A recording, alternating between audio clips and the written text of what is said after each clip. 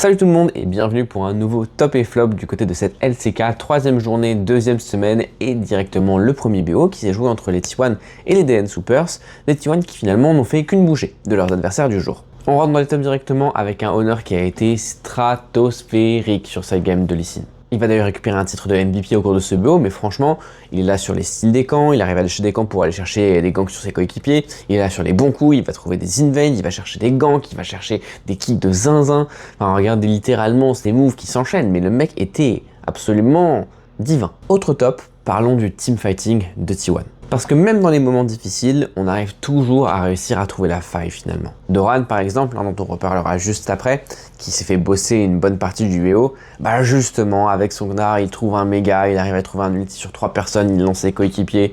Enfin, ça a été le teamfight aux alentours de la 20e minute de jeu de la game 2, où littéralement il a retourné la situation quasiment à lui tout seul. Du coup clutch factor oui, mais il va falloir se réveiller un petit peu sur les phases de lane, on en parle tout de suite. Parce que justement du côté des flops, eh bien on va parler un petit peu de la Annie de Faker, mais on va aussi parler de son laning au global. Alors oui, vous me direz, le match-up de Aurora dans Annie, il est pas facile pour Annie, on se fait quand même solo kill par closer, donc c'est pas forcément ce qui est censé arriver. Et il faut quand même parler des statistiques des phases de lane de Faker, parce que c'est un peu la cata. Purement statistiquement, depuis 2 semaines là à peu près, Faker est dans le bottom 3 des mid-laners de LCK. Alors vous me direz, il n'y a pas eu beaucoup de BO de jouer, mais on est quand même dans le bottom 3 du côté des golds par minute, du côté des CS par minute, et même dans le bottom 2 quand il s'agit de parler des CS diff à 15 et des gold diff à 15 et de l'XP diff à 15.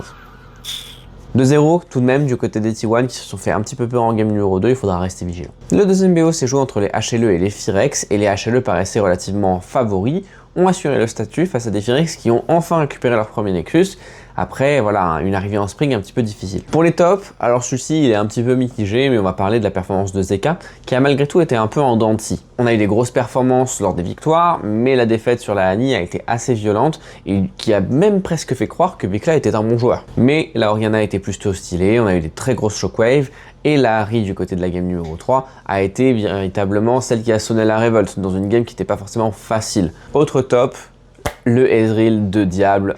Quelle folie ce qu'il nous a calé. 14-0. C'est bon pour vous? Côté flop, bon j'ai déjà parlé un petit peu de Vikla, mais c'est toujours aussi dur. Du côté de Clear, c'est toujours aussi dur. Enfin pour Clear, on a quand même réussi à perdre dans un counter match-up. Il jouait Yorick dans Jace. Alors vous me direz c'est Zeus face à lui. Mais quand même frérot, enfin tu peux pas te prendre une drill pareille. Autre flop, le Kennen AD de Zeus. On n'a pas compris.